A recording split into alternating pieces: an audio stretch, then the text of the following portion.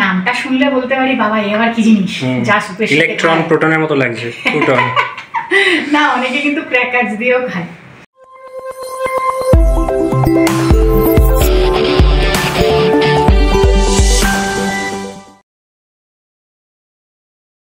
Good afternoon সকলকে, welcome back to গানে আড্ডায়। আশা করি তোমরা সকলেই একেবারে সুস্থ আছো। শীতকালে আমরা কিন্তু রেস্টুরেন্টে গেলে বলো বা ঠান্ডার মধ্যে মানে বিকেলবেলা কোনো জায়গায়, সবসময় রেস্টুরেন্টে যেতে হবে এমন কোনো কথা নেই, বিভিন্ন চকে টকে গেলে একটা জিনিস খুব খাই, সেটা হচ্ছে একটু স্যুপ। হ্যাঁ, তো এখানে বড় বড় রেস্টুরেন্টে কিন্তু স্যুপের কস্টিংটা বেশ পড়ে, তো তার জন্য আমরা ভাবলাম একটু বাড়িতেই বানাই। আর সমস্ত ভেজিটেবল যদি থাকে, সাথে একটু যদি চিকেন থাকে, তাহলে বাড়িতেই চেষ্টা করলে কিন্তু বানানো যায়। একদমই সোজা পদ্ধতি, চলো আজকে সেটা একটু দেখি। প্রথমে কড়াইটা একটু প্রিহিট করে নিয়েছি, সামান্য একটু সাদা তেল দেবো। তেলটা কিন্তু গরম হয়ে গেছে, এতে দিয়ে দেবো একটা তেজপাতা, এতে গন্ধটা ভালো হবে স্টকটা, 8-10টা গোলমরিচ, আর তার সাথে আমি 2টো লবঙ্গ দিচ্ছি। লবঙ্গটা চাইলে দিতে পারো, নাও দিতে পারো।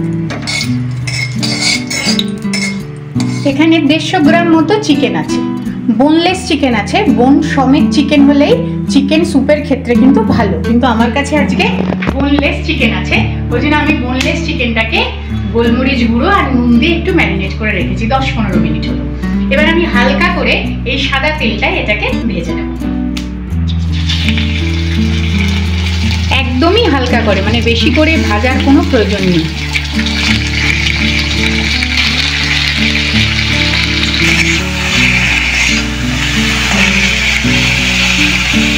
চিকেনটা কিন্তু 2 পিটি উল্টে পাল্টে একটু ভেজে নিয়েছি, নিয়ে এর মধ্যে আদা রসুন একটু থেতো করে রেখেছি হামানদিস্তায়, সেটা দিয়ে দেবো। তার সাথে দিয়ে দেবো অল্প একটু পেঁয়াজ পাতা। এবারে দিয়ে দেবো যতটা পরিমাণে দরকার ততটা পরিমাণে জল। এরপরে দিয়ে দেবো পর্যাপ্ত পরিমাণে লবণ আর গোলমরিচ গুঁড়ো দিয়ে ভালো করে চিকেনটাকে কিন্তু কড়াইতেই সিদ্ধ করে নেব। এখানে যা যা ভেজিটেবল ছিল, একটু বাঁধাকপি, বিনস, অল্প একটু কর্ন, গাজর, পেঁয়াজ পাতা, আর পেঁয়াজ পাতার নিচে যে সাদা পেঁয়াজের মতো ছোট ছোট জিনিসগুলো থাকে, যেটাকে স্প্রিং অনিয়নের বলে, সেইগুলোকেও কুচিয়ে নিয়েছি। তার সাথে 2 কোয়া রসুন একটু কুচিয়ে রেখেছি। এখানে আছে 1 চামচ পরিমাণে সয়া সস, 1 চামচ টমেটো সস, 1 চামচ মতো ভিনিগার। চিকেনটা যখন সিদ্ধ হবে এই ফেনাগুলো কিন্তু ফেলে দিতে হবে। চিকেনটা কিন্তু সিদ্ধ হয়ে গেছে, এবার স্টকটাকে আমি একটা স্ট্রেনার দিয়ে ছেঁকে নেব।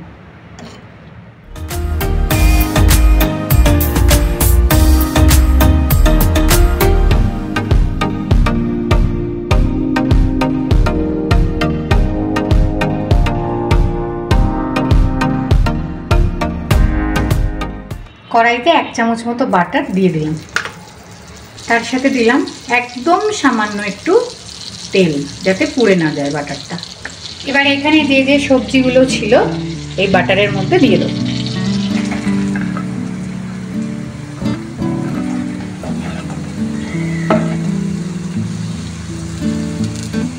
এতে দিয়ে দিলাম পর্যাপ্ত পরিমাণে নুন, যতটুকু সবজি সেই বুঝে। বাটারে সামান্য একটু নেড়ে চেড়ে চিকেন স্টকটা দিয়ে দেবো, সবজিগুলো যাতে ভালো করে সিদ্ধ হয়ে যায়। সবজি কিন্তু সামান্য ভেজেই দিয়ে দেবো এই চিকেন স্টকটা, একদম বেশি ভাজার দরকার নেই। ভালো করে চাপা দিয়ে সবজিগুলোকে সিদ্ধ করে নেব। চিকেনগুলোকে হাত দিয়ে একটু শ্রেড করে রেখে দেবো। সবজিগুলো কিন্তু প্রায় অর্ধেক সিদ্ধ হয়ে এসেছে। এই সময় এই ভিনিগার, 1 চামচ মতো সয়া সস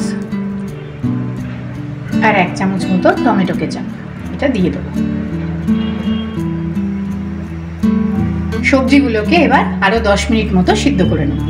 সবজিগুলো কিন্তু সিদ্ধ হয়ে গেছে, এবার শ্রেড করা চিকেনগুলো দিয়ে দেবো।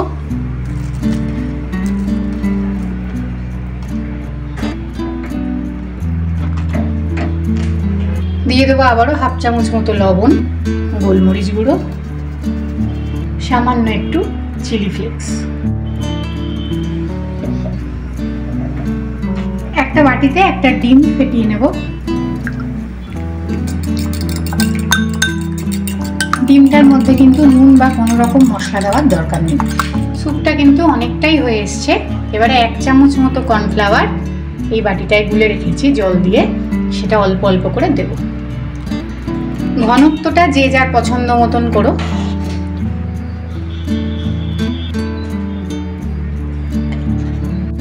অল্প অল্প করে ডিমটা দেবো এবং নাড়তে থাকবো।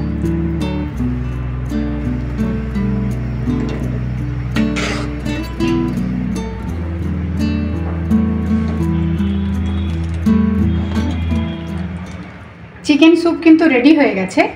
সব শেষে দিয়ে দেবো একটু ভালো করে বাটার। দেখো এটা একদমই অপশনাল। আর একটু দেবো পেঁয়াজ পাতা দিয়ে 1 ঘন্টা মতন এটাকে রেস্টে রেখে তারপরে সার্ভ করব। সেই ফাঁকে আমি ক্রুটনটা রেডি করে নেব। পাউরুটিটার চারধারটা ফেলে দিয়ে এবারে এটাকে 4টে টুকরে এরমভাবে কেটে নেব এবং পরে ফ্রাই প্যানে সামান্য বাটার আর সাদা তেল দিয়ে এপিট ওপিট করে একটু লাল লাল করে ভেজে নেব। এটাই হচ্ছে ক্রুটন, মানে পাউরুটি ভাজা। নামটা শুনলে বলতে পারি বাবা এ আবার কি জিনিস, যা সুপের সাথে ইলেকট্রন প্রোটনের মতো লাগছে ক্রুটন। না, অনেকে কিন্তু ক্র্যাকারস দিয়েও খায়। হ্যাঁ,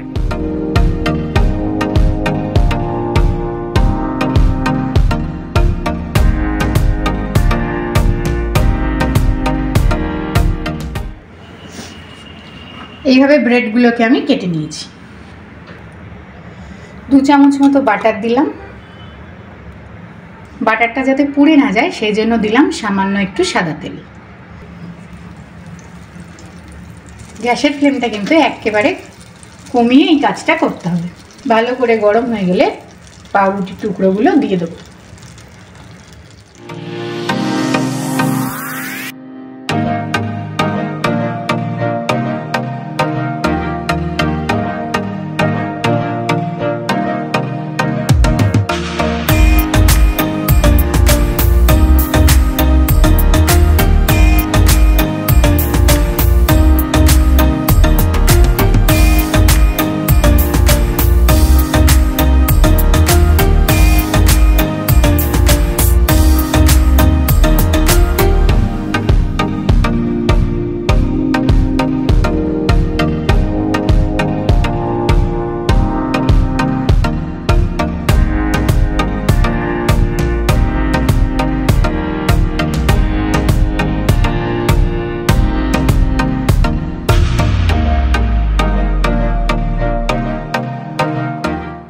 ঘরে থাকা উপকরণ দিয়ে কিন্তু একদম দোকানের মতো স্যুপ রেডি। খেতেও কিন্তু বেশ ভালো হয়েছে। আমি একটু চেখে দেখেছি সমস্ত কিছুটা ঠিক হলো কিনা, নুন গোলমরিচ।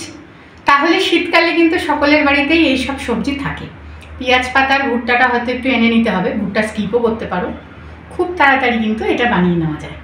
দেখো আমি আগেই বলেছি টেক্সচারটা কিন্তু যে যার পছন্দ অনুযায়ী করো। আমি একটু ঘন খেতে পছন্দ করি না, সেই জন্য যেটুকুনি আমি কর্নফ্লাওয়ার প্রয়োজন সেটুকু দিয়েছি। অনেকেই মনে করতে পারে যে এটা তরল বা একটু ঘন হলে ভালো হতো, সেটা কিন্তু পছন্দ অনুযায়ী বানিয়ে নিই। তাহলে আজকের মতো এতটুকুই। যদি ভিডিওটা ভালো লাগে তাহলে একটা লাইক করে দিও। পরের দিন দেখা হচ্ছে আবার খুব শিগগিরই নতুন ভিডিওর সাথে।